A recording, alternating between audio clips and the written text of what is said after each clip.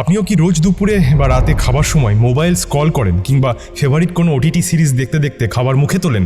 যদি করে থাকেন তবে এখনই সাবধান হন, কারণ আধুনিক নিউরোসায়েন্স বলছে এই একটি অভ্যাসের কারণে আপনার পাকস্থলী আক্ষরিক অর্থেই প্যারালাইজড বা পক্ষাঘাতগ্রস্ত হয়ে যাচ্ছে। আসলে আমাদের হজম প্রক্রিয়া কিন্তু পেটে নয়, শুরু হয় মগজে। একে বলা হয় সেফালিক ফেজ। যখন আপনি খাবারের দিকে না তাকিয়ে মোবাইলের স্ক্রিনে তাকাতে থাকেন, তখন আপনার ব্রেন বিভ্রান্ত হয়ে পড়ে। সে মনে করে আপনি কোনো বিপদের মধ্যে আছেন এবং শরীরকে ফাইট অর ফ্লাইট মোডে পাঠিয়ে দেয়। ফলাফল, পাকস্থলীতে পাচক রস বা এনজাইম তৈরি হওয়া বন্ধ হয়ে যায়। এর ফলে আপনি যে পুষ্টিকর খাবারটাই খাচ্ছেন না কেন, তা পেটের ভেতরে গিয়ে হজম হওয়ার বদলে পাথরের মতো জমে পৌঁছতে শুরু করে, আর সেখান থেকেই জন্ম নেয় ক্রনিক গ্যাস, বুক জ্বালা, টক ঢেকুর এবং ফ্যাটি লিভারের মতো মারাত্মক সব সাইলেন্ট রোগ। সমাধান কি? আজ থেকে খাওয়ার সময় তৈরি করুন নো স্ক্রিন জোন। মোবাইলটা অন্তত 5 ফুট দূরে রাখুন আর খাবার ভালো করে চিবিয়ে খান।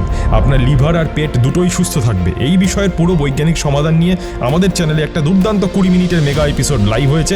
এখনই নিচের রিলেটেড ভিডিও লিঙ্কে গিয়ে পুরো সায়েন্সটা জেনে নিন। দেখা হচ্ছে নির্বাণ কথায়।